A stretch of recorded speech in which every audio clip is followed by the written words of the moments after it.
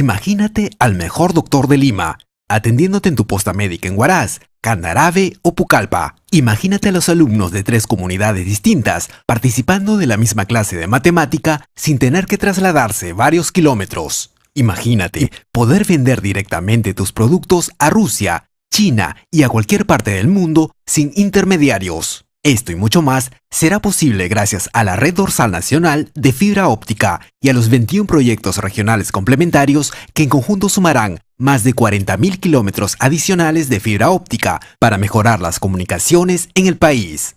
De esta manera, más peruanos estarán interconectados a través de la supercarretera de la información para acceder a servicios de telemedicina, gobierno electrónico, teleeducación, comercio electrónico, entre otros.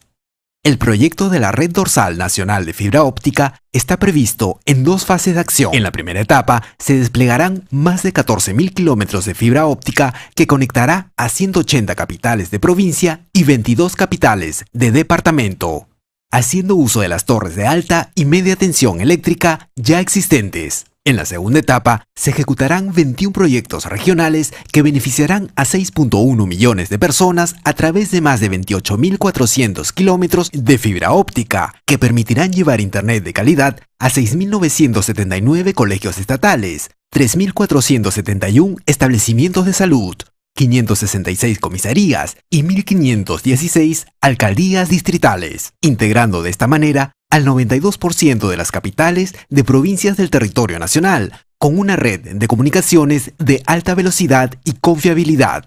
La Red Dorsal Nacional de Fibra Óptica fomentará una mayor competencia entre las compañías de telecomunicaciones, bajando el precio de los servicios de Internet.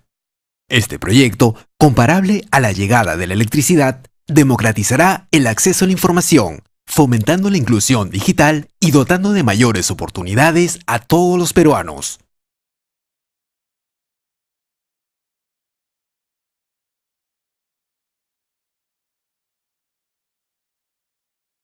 Finalmente llegó el día de la revocatoria y se pronostica que más o menos a las 2 de la mañana recién se estaría terminando el escrutinio en las mesas de votación. Así que ¿se imaginan a qué hora terminaremos de saber los resultados ya finales? Pues bueno, todo esto hubiera podido evitarse de haberse implementado ya el voto electrónico. ¿De qué se trata el voto electrónico? Hoy Tech te lo muestra. El voto electrónico es un sistema que permite automatizar los procesos electorales por medio de softwares y hardwares especiales que facilitan de esta manera no solo la emisión del voto, sino principalmente el conteo de estos. Algunos países, incluso de la región sudamericana, ya han implantado este sistema de votación por las grandes ventajas que este supone. Se está hablando que el escrutinio va a ser muy complejo y por otro lado se va a invertir mucho tiempo, horas de horas. En cambio, con el voto electrónico simplemente se termina, se cierra y se solicita el resultado y eso está pues en segundos. Bueno, tiene las ventajas de los costos, tiene la ventaja de la rapidez. Tenemos el problema de que la encuesta boca de urna, por ejemplo, es una encuesta que no nos dice mucho sobre la realidad y es muy equívoca. Todo eso se evitaría si es que el voto fuera electrónico porque tú recibirías la información en línea o la información directamente. Entonces ya no habría muchas dudas sobre las muestras y tal, ¿no? En el Perú, la Oficina Nacional de Procesos Electorales, OMPE, viene gestando este proyecto desde ya hace bastante tiempo e incluso lo puso a prueba en algunos procesos anteriores de menor alcance. Y en realidad este es un proyecto muy antiguo en mi gestión entre el 2000 y 2004. Nosotros hicimos muchos pilotos, hicimos pruebas de todo tipo. Habíamos aplicado incluso voto electrónico para elecciones internas de Acción Popular, del Partido Aprista, del Partido Popular Cristiano. Habíamos ayudado a sus elecciones internas y resultó sin ningún problema. Existen 2 modalidades de voto electrónico, la presencial y la no presencial. La presencial se realizaría acudiendo a los módulos de votación y la no presencial consistiría en emitir el voto desde cualquier punto que tenga internet. Aunque para alcanzar ese nivel, el país tendría que encontrarse preparado en todo sentido, no solo en cuanto al manejo del software, sino principalmente a nivel de confianza. Bueno, lo ideal debería ser llegar al no presencial. porque a mí me parece que en el futuro uno debería poder hasta votar de su celular, digamos, ¿no? Por supuesto que ese es un futuro, digamos, en este momento utópico. Tiene que garantizar la igualdad ante la ley, es decir, que todos tengan la misma facilidad. Si alguien quiere hacer un fraude, va a buscar cómo hacerlo con ese medio. Entonces, ahora, la tecnología también tiene sus mecanismos de control. Al final, el voto electrónico se presenta como una alternativa de solución a lo que podría llegar a vivirse en la consulta popular que se está realizando hoy y también, por supuesto, para los próximos comicios. Quien tiene que llevarlo adelante, el proyecto es la OMPE. Y entonces la OMPE no tiene ese presupuesto. Tiene que convencer al gobierno central, pasando muchas veces en el presupuesto por el Congreso, cosa que muchas veces esto se asume como un gasto que puede ser postergado. Tenemos la tecnología o podemos acceder a la tecnología, pero la otra pregunta es, ¿la población electoral tiene el mismo nivel de lenguaje tecnológico, digamos? Bueno, el voto electrónico en el país se viene gestionando hace ya bastantes años, así que solo nos queda esperar a que las autoridades pertinentes se decidan a implementar este sistema, porque como hemos visto, realmente facilitaría los próximos comicios.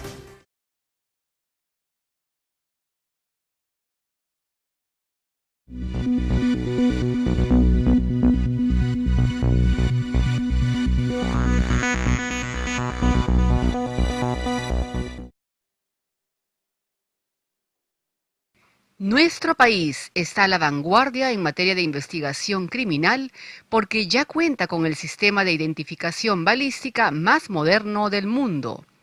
Esta base de datos reducirá considerablemente el tiempo de las investigaciones policiales para resolver los crímenes. El IBIS, o el Sistema Integrado de Balística, es un sistema que nos va a permitir identificar con mayor precisión qué arma disparó cuando un proyectil esté vinculado con un crimen. Ha costado 10 millones de soles.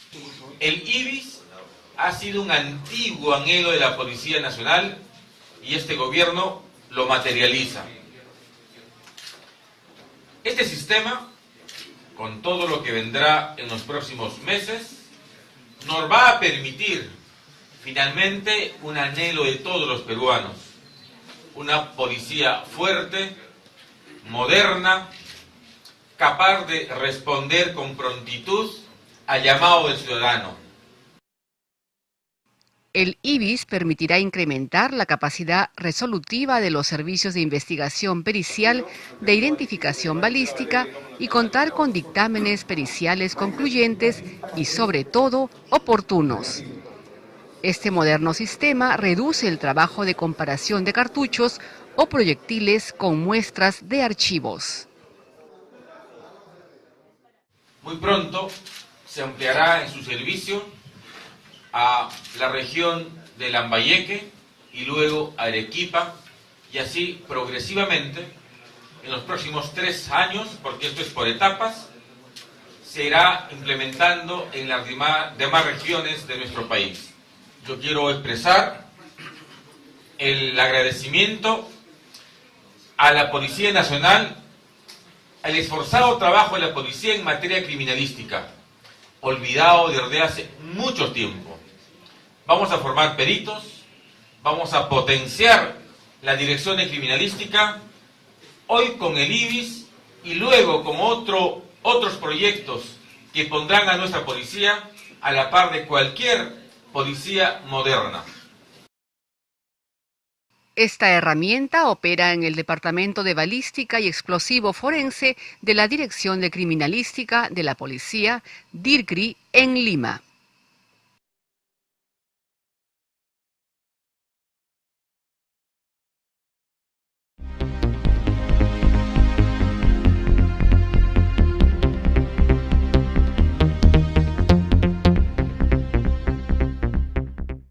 Hoy el sistema es absolutamente infalible. Hay ciertamente un enorme cambio. El ministro del Interior, Wilfredo Pedraza Sierra, presentó el moderno sistema automatizado de identificación dactilar, AFIS, que fortalece la investigación criminal en el país. Se trata de una potente herramienta que reduce a pocos minutos el trámite de identificación de una persona que tiene antecedentes policiales u orden de captura a través de sus huellas dactilares. Vamos a poner en funcionamiento un moderno sistema de identificación dactilar que va a poner a la policía peruana a la par de cualquier policía contemporánea en el mundo. El sistema de identificación dactilar es una herramienta potente que va a permitir la identificación rápida de una persona vinculada a un hecho criminal. Este sistema permite la identificación de huellas digitales de los 10 dedos de la mano, fragmentos de huellas de la palma de las manos, y eso nos va a permitir recoger incluso fragmentos de rastros dactilares en escena de crimen, procesarlas y tratar de validar para así identificar al responsable de un hecho criminal.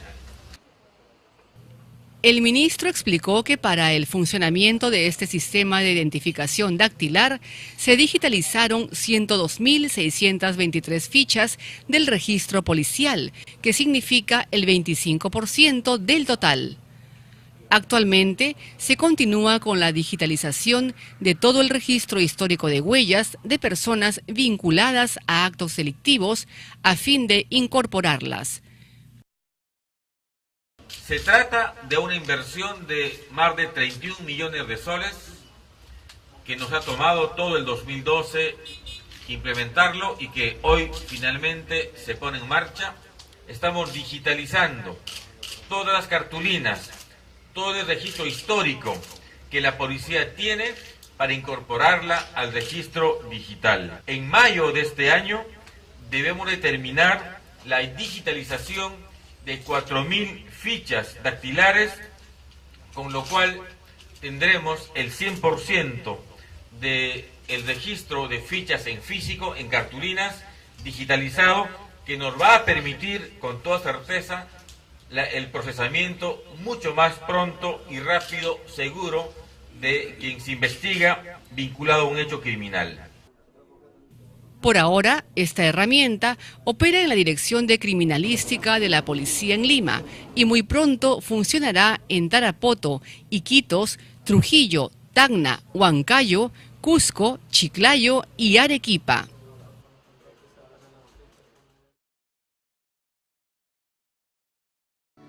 10:21 de la mañana, Juan Carlos Benítez Vega le dice: sean bienvenidos a Salud en RPP, hoy día miércoles 5 de junio, Día Mundial del Ambiente, al cual también debemos que tener mucho cuidado. Y hoy día tenemos un tema muy importante para todos nosotros. ¿Qué tal, Sara? ¿Cómo estás? Muy bien, Juan Carlos. Muy buenos días, amigos de todo el país. Por supuesto, un tema que interesa a todos: el impacto de las historias electrónicas en la atención de las personas y sus beneficios. Y sin más preámbulos, empezamos el tema.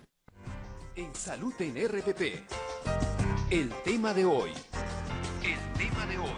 Primor Premium, con 40% menos grasas saturadas, junto a una dieta balanceada, te ayuda a vivir más saludable y sana. La solución a tus necesidades de salud.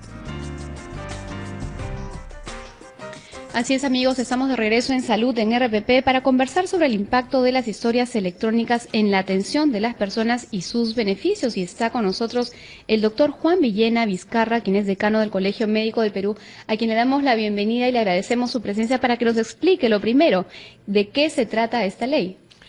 Buenos días, Sara, más bien el agradecimiento a ustedes. ¿Qué tal, Juan Carlos? Un gusto estar nuevamente con ustedes. El tema va por la necesidad de implementar un sistema que permita el acceso a la historia clínica de un paciente en cualquier centro asistencial del Perú. El paciente puede portar su historia, en otras palabras, se va a Tumbes y entrega una tarjeta, si es que esa es la modalidad que se tiene que utilizar, porque se trata de tener una historia que estaría en el aire. Esto es todo significa que no hay necesidad de escribir en el papel, sino en la computadora. El médico escribe en la computadora, registra los datos del paciente, estos quedan en las nubes, como decimos, en el aire, y cuando el paciente va a otro consultorio, a otro centro asistencial, en cualquier lugar del país, del mismo modo le entrega esta tarjeta que acabo de comentar o el documento que se establezca, y con estas tarjetas que pueden tener números o algún tipo de clave, el médico accede, ingresa a la información del paciente con la misma historia que, por ejemplo, pudo haber sido escrita aquí en Lima. Se atiende en Lima, lo ve un médico, queda registrado en la computadora, y más que en la propia computadora que se atendió, queda registrado en el aire, como decimos nosotros, ¿no es cierto? La información está volando, pero no hay forma de acceder a esa información si no es a través de la clave que tiene el propio paciente. Eso es trascendental, porque lo que está significando es que el dueño de la historia, como lo establece la ley, es el paciente a quien se le atiende. Y él decide de qué médico y cuándo se hace atender con la historia que él porta permanentemente y que está circulando en el aire. Ahora, esta ley, que es la 30.024, crea un registro nacional de historias clínicas electrónicas. Ahora, ¿qué beneficio va a tener tanto para el paciente, que ya te están mencionando los beneficios, pero también para la institución, para el médico? Bueno, yo creo que aquí hay que recordar algo. Lamentablemente muchas veces el paciente se atiende en diferentes centros simultáneamente. Él tiene una historia en el hospital X del Seguro Social y en el hospital Z del propio Seguro Social, el paciente. Quizás en los últimos años con la comunicación electrónica ha ido mejorando este registro de atenciones, pero hay lugares, hay regiones donde el paciente se atiende en dos lugares simultáneamente, lo atienden dos diferentes médicos y recibe medicación por la misma enfermedad de manera simultánea, porque lamentablemente algunas veces sucede así. Y si me permite, vienen a Lima por cosas específicas, pero sí en su tratamiento con médico del lugar donde viven.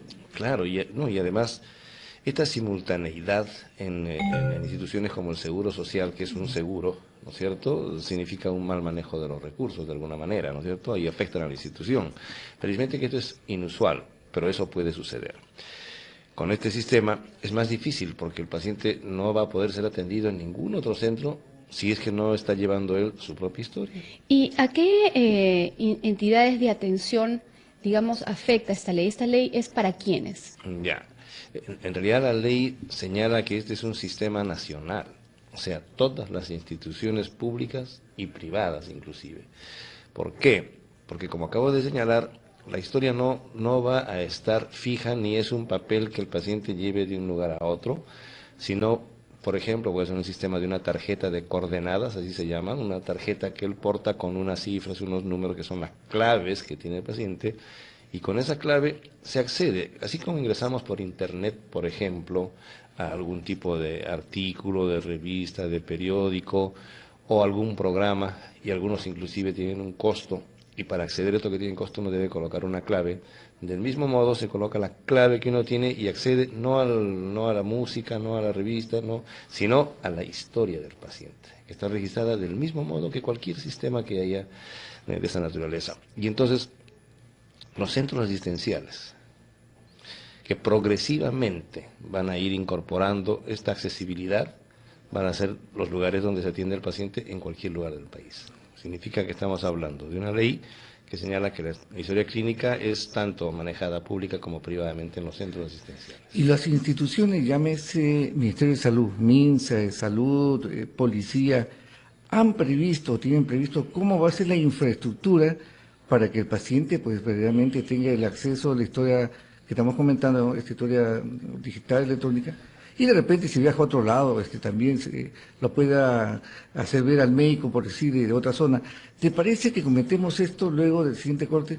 Perfecto. Escuchamos los titulares y luego continuamos en Salud en RPP por RPP Noticias.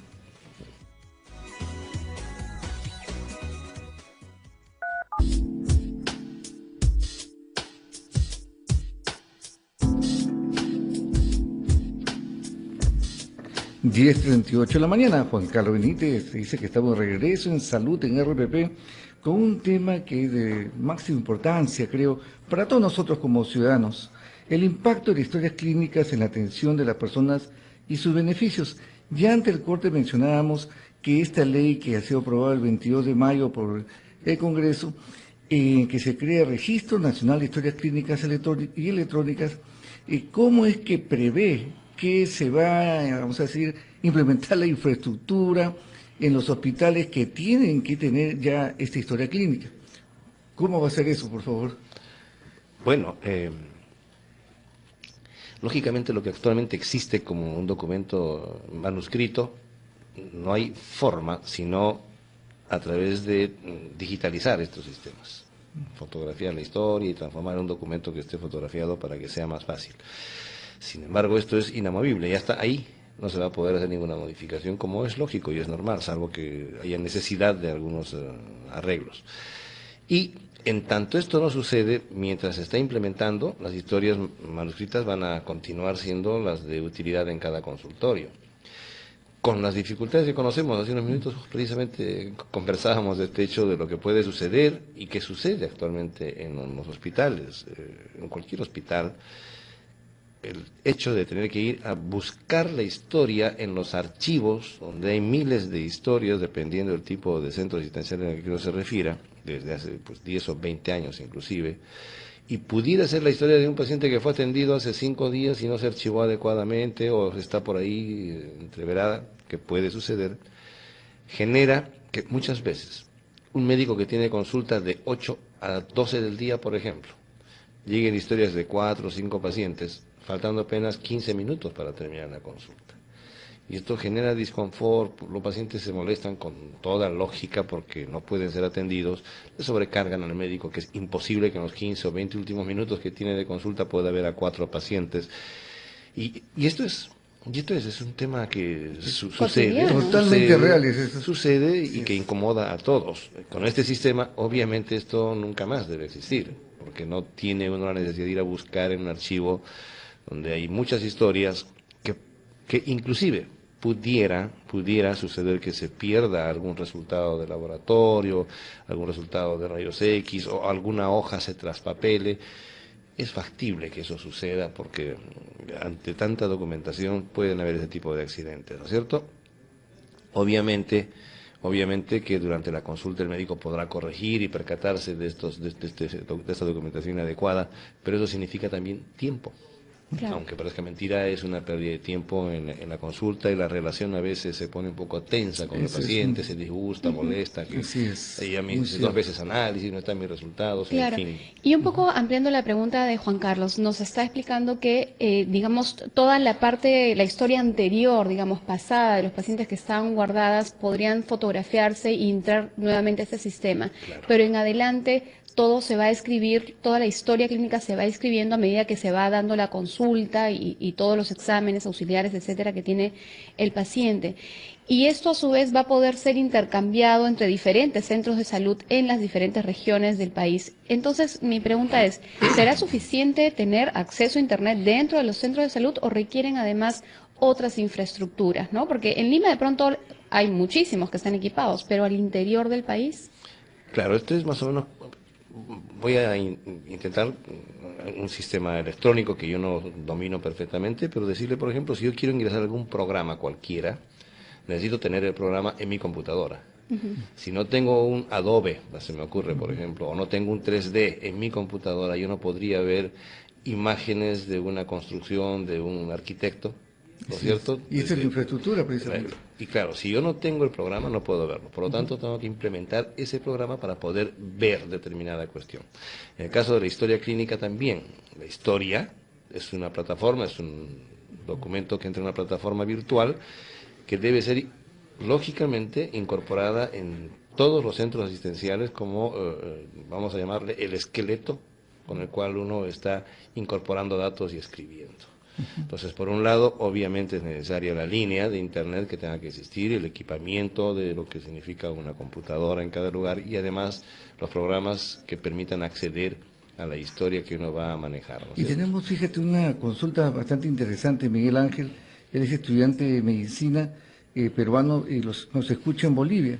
Dice, esta iniciativa es buena, pero ¿cuán seguro será este servicio en relación al manejo de este Tenemos que interrumpir, Juan Carlos, nos vamos con Walter Reina. Adelante. Amigos, es hora de hacer una pausa y regresamos para seguir escuchando la consulta de nuestro oyente desde el Facebook. ¿Cuál es la seguridad legal de estas historias electrónicas? Ya volvemos. Salud en RPP, hoy hablando sobre el impacto de las historias clínicas en la atención de las personas y sus beneficios. Y si usted, cuando ha sido atendido, ha tenido estos problemas de que se perdió de pronto, se traspapeló esa historia clínica, no la encuentran y tantas cosas, o llegan tarde, este sistema, esta ley promete solucionar estos problemas. Teníamos pendiente una consulta de un estudiante de medicina que está en Bolivia, es peruano, y él nos hablaba sobre cuán seguro es legalmente esas historias electrónicas. Ya, primero, la seguridad de informática. Es la misma seguridad que puede tener uno cuando accede a una cuenta corriente de un banco, de esta naturaleza, ¿no es cierto? Es decir, la información requiere que se den una serie de pasos en el momento de ingresar, que son claves. Discúlpenme, son claves que únicamente las maneja el paciente o el médico. Entonces, con las dos claves es que se puede acceder. Los médicos deben tener también una clave para poder acceder a las historias clínicas y el paciente por su lado. Esto hace que el acceso no sea manipulado por cualquier persona. Por decirles algo, un trabajador que guarda documentos en el hospital no puede tener acceso a la historia clínica electrónica de nadie, porque necesita tener dos claves, la del médico y la del paciente para que pueda acceder. Esto es en lo que se refiere a la seguridad de la historia, es decir, en la informática, como se suele decir ahí, están encriptadas, de tal forma que tienen un candado de seguridad, para expresarlo de alguna manera, ¿no es cierto?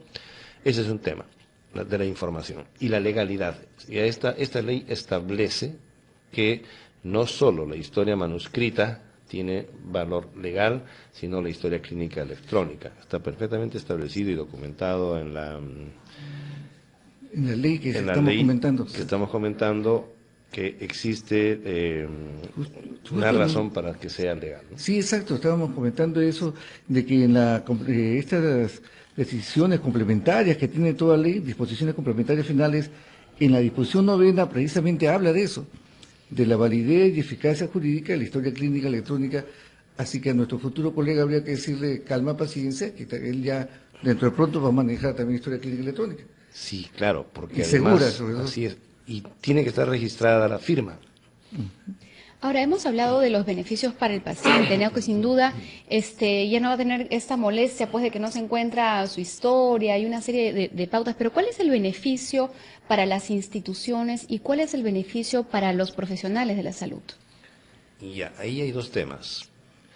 Si bien es cierto que para un médico tener una mejor relación médico-paciente, lo ideal es que pueda uno mirarlo al paciente, conversar y escribir a mano, va a ser necesario que los médicos nos vayamos acostumbrando a mirar al paciente y también la computadora, porque quien no está acostumbrado mucho a escribir sin mirar las teclas va a tener esa dificultad, lógicamente. O sea, tenemos que ir cambiando un poco de costumbres en lo que es escribir, en lugar de escribir a mano y con lapicero, escribir a máquina, en otras palabras, que son las teclas de una PC, de una computadora.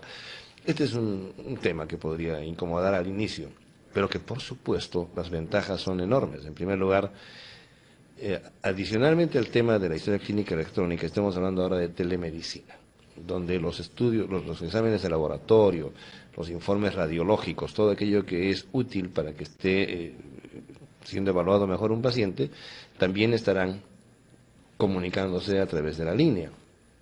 Entonces el médico, cuando abre la historia, allí ve los resultados del paciente que hace 2 o 3 días se le tomaron las muestras, o inclusive la radiografía que se le tomaron en Arequipa. El paciente viene desde Arequipa, se le examina acá, lo evalúa, y el médico va a poder ver no solo el informe, sino inclusive las imágenes, si hay la necesidad de que sea así.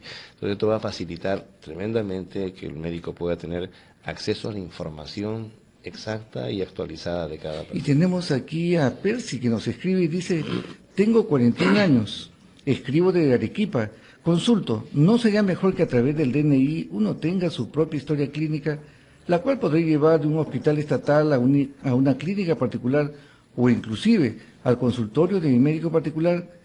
Me ha pasado y tengo muchas historias en muchos establecimientos de salud en distintas especialidades. Gracias. Pero claro, o sea, idealmente uno debía tener un documento único único, yo le voy a decir que no solamente sirva para acceder a la historia clínica, sino una tarjeta que me permita acceder a Ripley, a Saga, al banco donde está mi dinero, como si fuese un documento único, sería ideal. La tarjeta de seguridad social que hay en Estados Unidos, eso sirve para todo. Claro. Sería un sistema que permita todo ese tipo de accesos, ¿no? Si es con el DNI, bienvenido, si es que no hay forma, más allá de... El tema va simplemente por la seguridad, cómo accedemos a la información y cuál es el mecanismo que se va a establecer. Y ese es un paso que se tiene que decidir, si es una tarjeta, si es un chip, cómo va a ser el acceso a cada historia, ¿no? Ahora, imagino que para las instituciones, empezando solamente por un tema de espacio, sería un beneficio, porque, y me imagino que los archivos pues deben ser enormes con historias de tanta gente, de tantos años además. Van a tener que desaparecer en una serie de ambientes. Entonces sería bueno. Claro, por supuesto, sin ninguna duda, ¿no? Un poco saliendo del tema, Juan, pero creo que también es bastante preocupante, es la noticia que hemos tenido hoy día de derrame de petróleo en el río Napo. ¿Cómo afecta esta población que están cerca de ese derrame? ¿Cómo van a ser afectados desde el punto de vista de su salud? Bueno, en principio, si hay una contaminación de esta naturaleza en un río, lo primero que nos preocupamos es qué va a pasar con los peces. De acuerdo. Ya tenemos una dificultad seria. Más de uno de ellos seguramente que van a fallecer por asfixia o por cualquier otra condición. La emanación de gases también puede producir algún tipo de reacción en el ser humano. Entonces, si hay un contacto muy cercano, puede afectar las vías aéreas superiores, me refiero a las fosas nasales, y en algunos casos inclusive puede producir hasta una neumonitis tóxica. No es usual, pero puede suceder, ¿no es cierto? Puede suceder. Yo creo que aquí lo inmediato es evitar el contacto directo con las sustancias, hacer los procedimientos que habitualmente se realizan en el mar, como pasa cuando hay un derrame de petróleo en el mar, y prevenir más bien estas complicaciones que pudieran haber. Yo creo que si ya se conoce el hecho, ya se sabe qué es lo que está pasando y lo que podría suceder, entonces tomar las medidas más inmediatas, ¿no? Muy importante, hay que estar muy atento a lo que nos dicen las autoridades y todos los especialistas técnicos que estarán yendo a la zona para que dan justamente pautas importantes de prevención, ¿no? Incluso sobre la alimentación, si se puede o no se puede consumir estos productos marinos de momento, por ejemplo. Me parece importante porque los técnicos tienen que estar. Claro. Hoy día ya debieran estar allá seguramente y están convocados para que den su opinión y hagan las recomendaciones más adecuadas, ¿no? Sin duda, bueno, muchísimas gracias, doctor Villena, por haber estado con nosotros. En verdad, este tema de las históricas clínicas electrónicas va a ser un gran paso. Ojalá que se haga pronto y se pongan las fechas a tiempo también para que eso se pueda dar a nivel nacional. Muchísimas gracias. No, muchas gracias a ustedes y como siempre, felicitaciones por el programa. Muchas gracias, Juan. Nos vamos entonces a...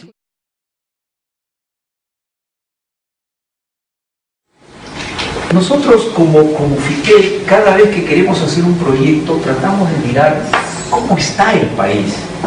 Y la manera de mirar el país es mirar si las necesidades de salud van de acorde con lo que significa la tecnología en el país. ¿Qué está pasando con poblados como Pueblo Libre, en el cual a lo mejor pues tecnológicamente nos podemos acercar a Lima o a lo mejor a Europa? Pero la situación es ¿qué se necesita? Y aquí encontramos de que hay muchas diferencias de recursos en cantidad por cada lugar en el país, y también hay diferencias de atención. Las tasas de mortalidad de la niñez, dependiendo de la zona, son totalmente distintas en el país. Entonces nosotros se nos ocurrió hacer un mapita en donde pusiéramos las regiones, cómo está cada región en cuanto a tasas de mortalidad, tasas de atención. Por ejemplo, en regiones como Amazonas, Ayacucho, Cajamarca o Ucayali, hay un médico por cada 1.500 habitantes. Pero en otras, como en Lima o Arequipa, hay un médico por cada 500. Entonces la situación es 3-1. Probablemente ahí es donde tengamos que mirar cómo entra la tecnología, ¿no? Y en el caso de la atención, pues hay diferentes tipos de atención. En regiones como Loreto, Cusco, Puno, presentan mayores tasas de mortalidad en el país. Y eso porque seguramente existen diferencias marcadas en lo que significa a la atención. Si no, miren a Ancash igual ahora, ¿no? Traigo el ejemplo de Ancash, en donde Arequipa, por ejemplo, tienen una diferencia de atención que está, pues, bastante interesante. Y hoy con lo de telemedicina, pues esto se empieza a incrementar. Entonces, ya los indicadores nos empiezan a decir de que esto va a tener que ser mirado de otra manera. Pues los niveles de pobreza en el Perú son realidades diferentes. Y para realidades diferentes se necesitan soluciones diferentes. Y estas soluciones van a depender mucho de la ubicación geográfica, de cómo está desplegada la infraestructura, cómo está la desigualdad en el país. Y eso es lo que el gobierno hoy, a través de estos proyectos, como este proyecto de telemedicina aquí en Pueblo Libre, trata de realzar, trata de empezar a hacer mucha infraestructura. ¿Cuáles son estos objetivos que queremos nosotros dentro del punto de vista de la telemedicina? Permitir esta atención remota de la salud, haciendo mucha telemedicina, tratando de disminuir los casos de índices clínicos, mejorando las emergencias, etcétera. El famoso Health Point seguramente va a dar mucho que hablar dentro de muy poco. Además, es probable que debamos integrar no solamente las iniciativas médicas, sino todas las de trabajo, las de proyecto, que se están desarrollando en relación con la misma telemedicina. Decíamos antes de ingresar a este acto, que a lo mejor si yo miro la telemedicina, el mismo equipo, puedo voltearlo y que me sirva para la teleeducación, y si lo volteo me sirve para la producción. Entonces todo eso es uno de los objetivos que, si se dan cuenta, trata de mirar el país, el Estado, ¿no? Pero además debemos ser conscientes que hay una problemática de atención rural, y es que cada vez requerimos profesionales más especializados y calificados en zonas rurales. Y la pregunta es: ¿quién está yendo a la zona rural? ¿Cuántos médicos van, como dicen algunos, a la punta del cerro? Son muy pocos. Y por eso mismo la telemedicina nos ayuda mucho en eso, ¿no? Actualmente se cuenta con poco equipo, con poca infraestructura, y una de estas cosas es la que el Estado quiere dar la infraestructura, la fibra óptica, ¿no? Además falta capacitación a algunos médicos. Los médicos salen, hacen su serum, todo el mundo quisiera estar en Lima para estar con los mejores profesores. ¿Qué tal si en la punta del cerro ese médico pues tiene la atención de grandes especialistas de los grandes hospitales que hay en Lima o en el extranjero? Está categorizado los establecimientos de salud. Sin embargo, esta categorización también depende mucho de qué significa en el país cada una de estas categorías, ¿no? El caso de Pueblo Libre creo que es interés, es un centro de salud sin internamiento. Pero, ¿qué más podemos darle para que esto avance como medicina? Nosotros como Estado estamos proponiendo hacer un proyecto grande, nacional, de telemedicina, en donde existe una red de comunicación, y la red de comunicación tiene dos grandes patas aquí en el Perú. Uno es la red dorsal de fibra óptica, que ya fue adjudicada, va a conectar 180 capitales de provincia del país, empieza a construirse a partir de diciembre de este año, ya fue adjudicada. Luego vienen los proyectos regionales. Cada región va a tener su fibra óptica, desde la capital de provincia hasta la capital de distrito. Van a haber cerca de 30.000 kilómetros de fibra óptica que se van a atender. Entonces, esta es la red de comunicación que nosotros estamos pensando a grandes rasgos. Por supuesto que le faltan muchas cosas todavía, ¿no? Sabemos que cada hospital de referencia tiene que tener cierto tipo de equipamiento. Sabemos de que este equipamiento es de lo que va a necesitar mucho en los proyectos. Sabemos también que los centros de salud necesitan cierto tipo de equipamiento específico por cada lugar. También tenemos conocimiento de que el funcionamiento tiene que ser un funcionamiento en tiempo real para algunos casos. En otros casos son situaciones de interconsultas. Estas interconsultas también tienen que ver algún tipo de cronograma. Entonces, todo esto seguramente son fases y procesos que debemos empezar a trabajar en el país. No solamente nosotros como ingenieros, médicos, profesores, etcétera, etcétera, porque no solamente debemos identificar y planificar hacia dónde va a ir el país como telemedicina, sino qué más debemos formular en el tiempo para que esta implementación no solamente se opere y se use, sino que además le dé muchos servicios al país en cuanto a la medicina. Nuestra primera recomendación es siempre que ponemos nosotros es que si empezamos a hacer un proyecto, estos equipos de telemedicina tienen que estar siempre a prueba, de tal suerte que el centro de salud los empiece a usar. Hay muchas veces que pasa que estos establecimientos no lo usan, y no lo usan, como decía Javier, por falta de capacitación, que es una de las cosas que debemos empujar, capacitar. cada equipo de trabajo tiene que tener mucha dedicación a esta capacitación, esta capacitación continua a nivel nacional, ¿no? Hay que hacer un programa de continuidad a nivel nacional de todo lo que significa la telemedicina y la interoperabilidad de todos los equipos, no solamente hay un fabricante, puede haber muchos fabricantes de equipos, ¿no? Tenemos algunos casos, el caso de Candarave, hicimos un proyecto, nosotros en Candarave está a casi 2.100 kilómetros de Lima, instalamos unos equipos de telemedicina, hicimos unas ecografías, pero el médico, el ecógrafo, estaba en la maternidad de Lima y como ven aquí, era un enfermero que hacía la ecografía, le decía cómo estaba el bebé y qué sé yo.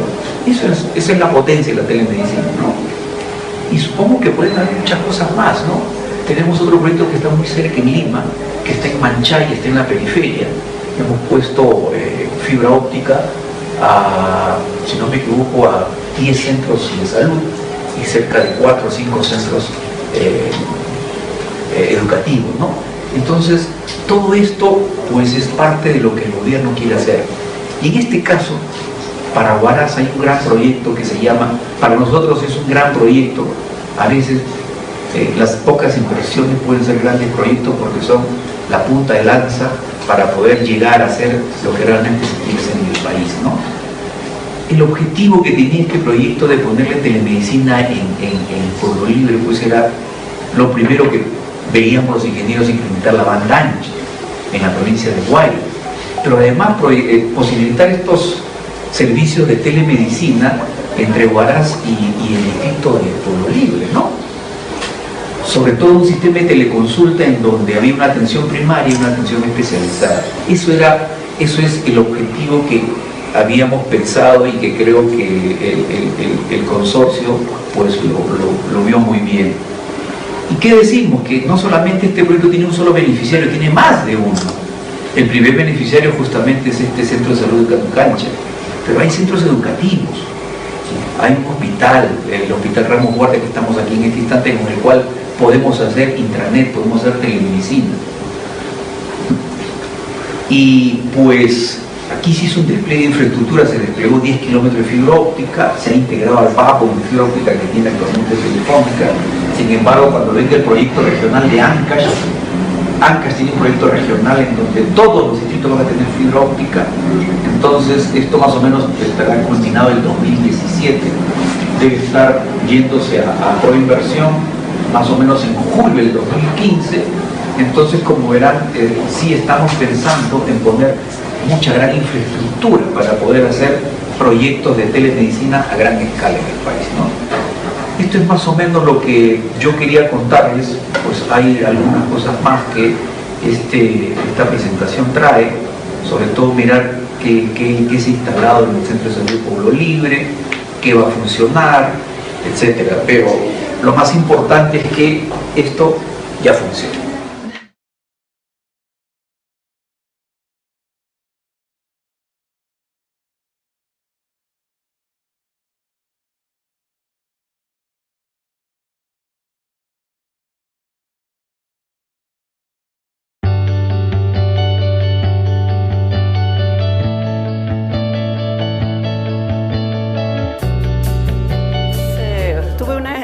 Una sesión prácticamente la más productiva, en la que se me presentaron pacientes del puesto de salud de Pueblo Libre para poder hacer una evaluación conjunta con el médico de Pueblo Libre. Es una experiencia muy buena porque es como si estuviera el paciente frente a uno en el mismo escritorio y viéndolo directamente. Entonces, se puede hacer el examen físico, se puede hacer el interrogatorio. Si se tiene alguna necesidad de algún acercamiento, están los técnicos para poder hacer a través de sus cámaras. Es buena porque podemos interactuar con los colegas de periferia, resolverle algunos problemas que nosotros podemos hacerlo o hacer la interconsulta con los especialistas respectivos y hacerle la respuesta también correspondiente, ¿no es cierto? ¿Y ha sido fácil para usted y el cuerpo médico involucrarse en la telemedicina, en la tecnología? Sí, personalmente sí. Estamos muy entusiasmados con esta nueva experiencia de telemedicina, y el hospital también es vanguardia, creo, en esta región, y estamos contentos, por lo menos los del servicio de pediatría.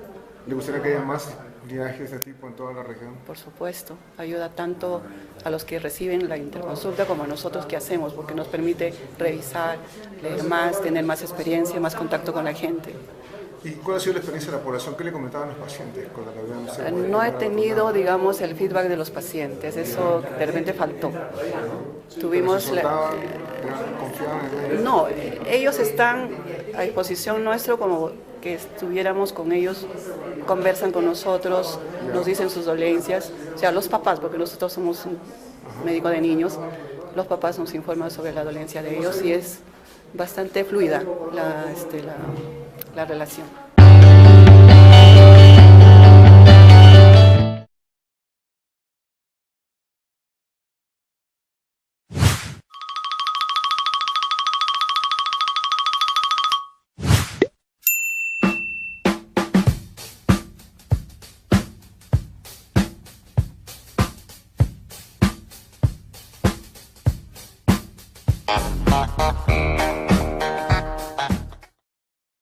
¿Por qué es importante que las pequeñas y medianas empresas ingresen al mundo de los negocios electrónicos? En primer lugar, estamos ya viviendo un entorno más competitivo que exige nuevos canales de atención en las empresas, y las pequeñas y medianas empresas son las que tienen las características de organización, de agilidad, para aprovechar de una manera mucho más eficaz el desarrollo de los e-business, del comercio electrónico que estamos empezando a vivir aquí en el Perú y en la región en general. Aparte de este tema importante, comercial netamente, hay un mercado creciente, tanto interno como externo, y tenemos firmados TLCs con varios países de la región, tenemos acuerdos de complementación económica, y a los principales mercados del mundo, de Norteamérica, Europa y el Asia, también podemos llegar con preferencias arancelarias. A estos grandes mercados no vas a llegar viajando todo el tiempo, ¿no?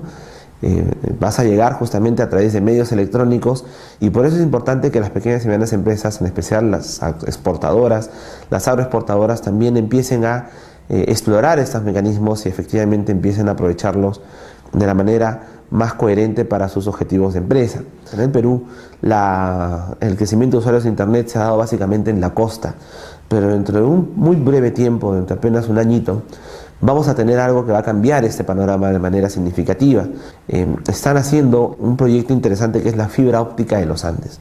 Esta fibra óptica va a interconectar primero las ciudades del sur, Cusco, Ayacucho, Abancay, Andahuaylas, Puno, luego la Sierra Central y luego la Sierra Norte. Entonces, esta red fibra óptica de los Andes va a duplicar por lo menos la cantidad de usuarios de Internet que tenemos en el Perú. Pero no solamente va a duplicar la cantidad de usuarios, va a duplicar la capacidad de oferta que podemos hacer a través de comercio electrónico. Ese pequeño agricultor va a poder tener Internet, ese pequeño hospedaje de la ciudad de provincia va a tener Internet, ese restaurante, ese gobierno local, y esto va a ayudar muchísimo al desarrollo de los negocios electrónicos en el país, y para esto nosotros los empresarios peruanos tenemos pues que estar preparados. Las pequeñas y medianas empresas en negocios electrónicos sí pues consiguen buenos resultados, tan buenos como las grandes, a pesar de la diferencia enorme en inversiones que hacen, ¿no? Porque a medida que los motores de búsqueda, a medida que el Google, a medida que el Yahoo, que el Bing de Microsoft, por ejemplo, empiezan a ser la principal herramienta de investigación de la gente para a la hora de buscar un producto, en el momento de tomar decisiones de compra, que son las importantes, las que a nosotros nos interesa, los comercios más pequeños empiezan a tener la misma probabilidad que el comercio grande. Luego de años de crecimiento y recuperación económica, somos más en clase media que lo que éramos hace 5 o 10 años. Lo segundo es el acceso a tarjetas de crédito. Que menos ya puede tener una tarjeta de crédito, una tarjeta de débito. En ese sentido, pues las financieras de los retail más conocidos han hecho una labor interesante. Otra de las razones de crecimiento del comercio electrónico es el auge que viene propio de nuestra dinámica de consumo en el mercado interno. Otro motivo de crecimiento han sido los cupones de descuento. Esta aparición de cuponeras ha acostumbrado a la gente a encontrar ofertas que le llegan a través del correo electrónico, a comprarlas, a aprovecharlas y a ver que esa realidad de las ofertas es genuina que ese comercio que te dijo que te iba a decir, esa empresa que te dijo que te iba a vender un producto de 100 soles en 80 soles, efectivamente te lo entrega. Y también otro tema importante es el aumento de la oferta. Cada vez hay más empresas que entran a los temas de comercio electrónico, que empiezan a plantear sus modelos de negocios utilizando internet, utilizando el correo electrónico, utilizando las páginas web, y eso es muy valioso porque empieza a generarse un efecto retroalimentador, ¿no? Por ejemplo, unos restaurantes empiezan a hacer reservas por internet y otro restaurante empieza a seguirlo. Una bodega empieza a tomar pedidos por correo electrónico para despacharle a los vecinos que están en su zona de influencia, y la otra bodega también empieza a tomarlo. Y eso es lo que primeramente empieza a hacer crecer el aumento de la oferta de comercio electrónico entre pequeñas y medianas, y también las grandes empresas. El consumo de comercio electrónico, digamos, a la cabeza va Brasil, indiscutible, luego viene México. Brasil explica un poco más de la mitad de este volumen. Luego viene el Caribe, Argentina, Chile, Venezuela, imagino, ¿no? Centroamérica en su conjunto. Luego viene Colombia y Perú. Así que en la tabla estamos igual que el fútbol, creo. Perú invierte 24 millones de dólares de publicidad y solamente vende 600 millones de dólares. Sin embargo, podría vender hasta 4 veces esa cifra. ¿Qué falta? Falta oferta. Falta que los pequeños y medianos empresarios entremos en esto de lleno. Van a ver, va a destaparse. ¿Y por qué nosotros más que otros? Porque el internauta peruano es el que más tiempo pasa en internet.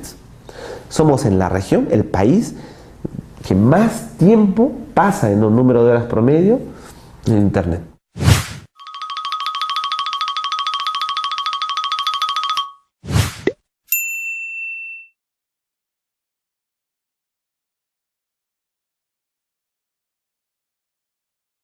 En la parte mecánica podemos decir que este vehículo es un Hyundai Santa Fe modelo 2013. Es un vehículo 4x2 que alcanza una velocidad de más de 200 km por hora, es gasolinero y puede ser utilizado en zonas de difícil geografía, tanto como en la ciudad, ¿no? Tiene las lunas blindadas que resisten impactos de una pistola calibre 44, una Magnum. Las puertas laterales son blindadas con láminas de acero para una mayor protección de la tripulación policial. La parte tecnológica cuenta con un sistema cerrado de televisión con 3 cámaras, uno que apunta hacia la parte delantera del vehículo, uno en la parte central y uno en la puerta posterior, ¿no? Para visión panorámica de la parte de atrás. La parte de la cabina cuenta con un sistema de grabación de audio. Todas estas 3 cámaras constituyen el circuito cerrado de televisión de este patrullero, que nos permite ser grabadas las imágenes y el audio en un NVR atrás con una capacidad de 2 terabytes. También cuenta con un lector de huellas. Ese lector de huellas está conectado a la RENIEC, que nos permite identificar a una persona en el caso de que no tenga documentos. Asimismo, este vehículo cuenta con una moderna computadora especialmente diseñada para soportar vibraciones, altas temperaturas, humedad, polvo, y que hace que esta computadora pueda acceder a través de una tarjeta 3G a los sistemas policiales denominados SIMPOL de la Policía Nacional, ¿no? En el cual tenemos requisitoria de antecedentes, vehículos y también referencia policial.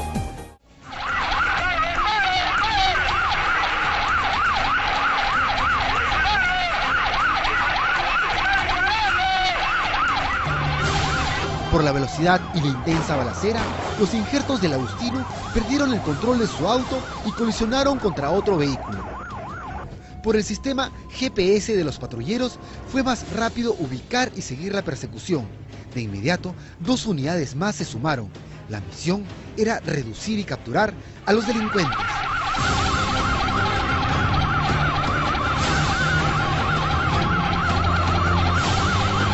Al ver que mis compañeros estaban agarrando a balazos, inmediatamente saco mi arma y me dirijo al apoyo. Entonces es por ello que yo me acerco al vehículo y en la parte de atrás encuentro a 3 sujetos, entre ellos una fémina, los cuales al ver que los estoy apuntando me dijeron, jefe, estoy herido.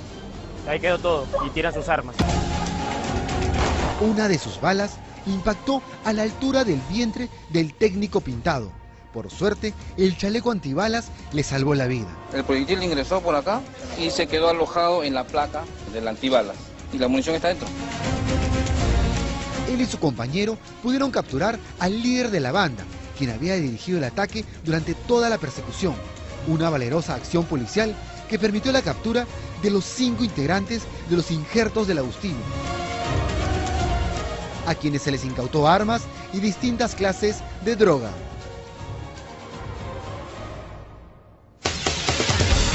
Pero además, estos patrulleros inteligentes, a partir de la fecha, no solo patrullarán como nos tienen acostumbrados, sino que estarán preparados para recibir cualquier tipo de denuncia, como si fueran una comisaría móvil.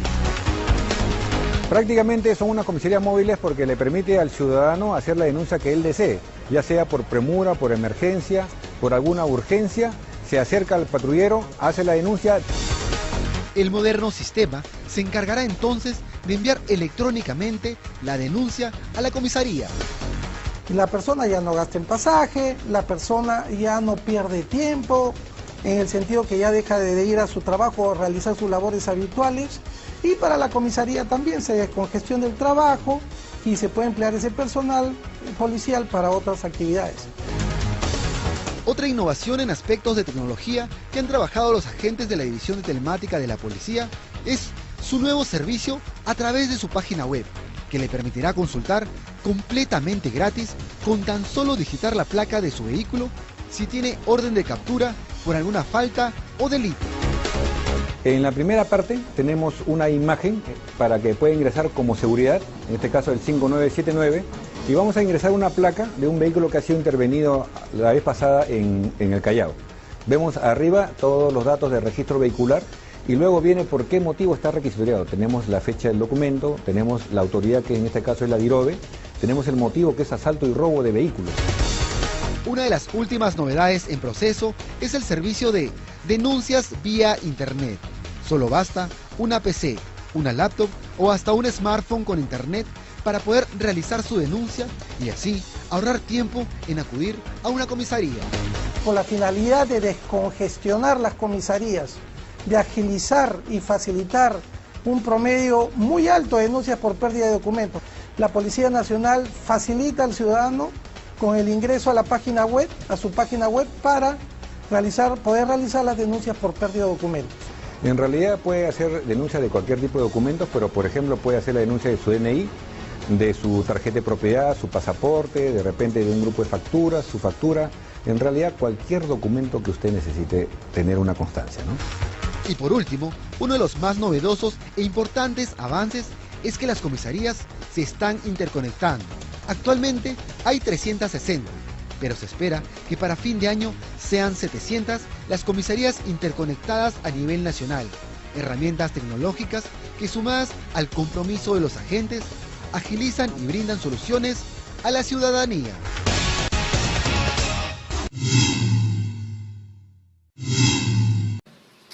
El esforzado trabajo de la policía en materia criminalística, olvidado desde hace mucho tiempo. Vamos a formar peritos, vamos a potenciar la dirección de criminalística, hoy con el IBIS y luego con otros proyectos que pondrán a nuestra policía a la par de cualquier policía moderna. Esta herramienta opera en el Departamento de Balística y Explosivo Forense de la Dirección de Criminalística de la Policía, DIRCRI, en Lima.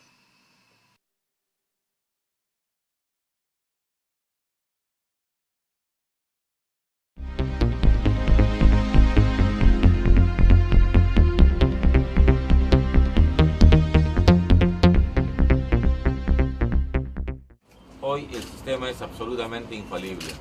Hay ciertamente un enorme cambio. El ministro del Interior, Wilfredo Pedraza Sierra, presentó el moderno sistema automatizado de identificación dactilar, AFIS, que fortalece la investigación criminal en el país. Se trata de una potente herramienta que reduce a pocos minutos el trámite de identificación de una persona que tiene antecedentes policiales u orden de captura a través de sus huellas dactilares. vamos a poner en funcionamiento un moderno sistema de identificación dactilar que va a poner a la policía peruana a la par de cualquier policía contemporánea en el mundo. El sistema de identificación dactilar es una herramienta potente que va a permitir la identificación rápida de una persona vinculada a un hecho criminal. Este sistema permite la identificación de huellas digitales de los 10 dedos de la mano, fragmentos de huellas. Imagínate al mejor doctor de Lima, atendiéndote en tu posta médica en Huaraz, Candarave o Pucallpa. Imagínate a los alumnos de 3 comunidades distintas participando de la misma clase de matemática sin tener que trasladarse varios kilómetros. Imagínate poder vender directamente tus productos a Rusia, China y a cualquier parte del mundo sin intermediarios. Esto y mucho más será posible gracias a la Red Dorsal Nacional de Fibra Óptica y a los 21 proyectos regionales complementarios que en conjunto sumarán más de 40.000 kilómetros adicionales de fibra óptica para mejorar las comunicaciones en el país. De esta manera, más peruanos estarán interconectados a través de la supercarretera de la información para acceder a servicios de telemedicina, gobierno electrónico, teleeducación, comercio electrónico, entre otros.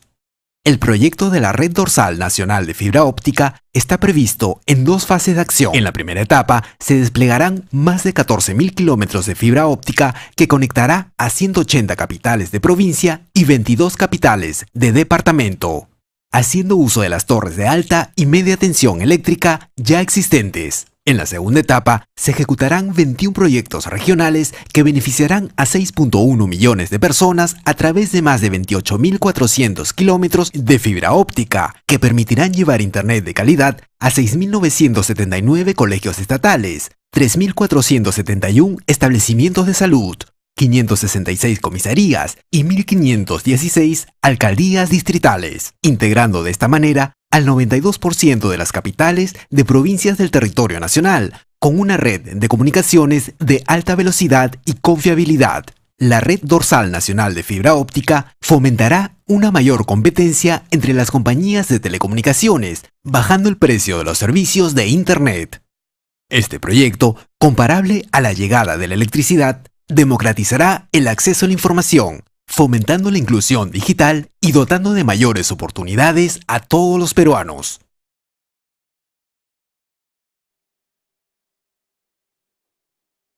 Nuestro país está a la vanguardia en materia de investigación criminal porque ya cuenta con el sistema de identificación balística más moderno del mundo. Esta base de datos reducirá considerablemente el tiempo de las investigaciones policiales para resolver los crímenes. El IBIS, o el Sistema Integrado de Balística, es un sistema que nos va a permitir identificar con mayor precisión qué arma disparó cuando un proyectil esté vinculado con un crimen. Ha costado 10 millones de soles. El IBIS ha sido un antiguo anhelo de la Policía Nacional y este gobierno lo materializa. Este sistema, con todo lo que vendrá en los próximos meses, nos va a permitir finalmente un anhelo de todos los peruanos: una policía fuerte, moderna, capaz de responder con prontitud al llamado del ciudadano. El IBIS permitirá incrementar la capacidad resolutiva de los servicios de investigación pericial de identificación balística y contar con dictámenes periciales concluyentes y, sobre todo, oportunos. Este moderno sistema reduce el trabajo de comparación de cartuchos o proyectiles con muestras de archivos. Muy pronto se ampliará en su servicio a la región de Lambayeque y luego a Arequipa, y así progresivamente en los próximos 3 años, porque esto es por etapas, se irá implementando en las demás regiones de nuestro país. yo quiero expresar el agradecimiento a la Policía Nacional.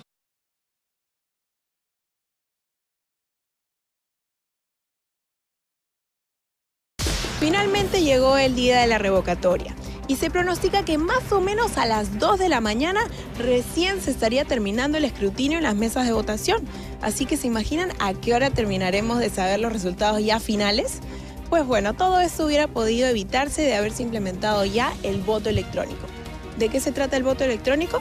Hoy Tech te lo muestra. El voto electrónico es un sistema que permite automatizar los procesos electorales por medio de softwares y hardwares especiales que facilitan de esta manera no solo la emisión del voto, sino principalmente el conteo de estos. Algunos países, incluso de la región sudamericana, ya han implantado este sistema de votación por las grandes ventajas que este supone. Se está hablando que el escrutinio va a ser muy complejo y por otro lado se va a invertir mucho tiempo, horas de horas. En cambio, con el voto electrónico simplemente se termina, se cierra y se solicita el resultado y eso está pues en segundos. Bueno, tienen las ventajas de los costos, tiene la ventaja de la rapidez. Tenemos el problema de que la encuesta boca de urna, por ejemplo, es una encuesta que no nos dice mucho sobre la realidad y es muy equívoca.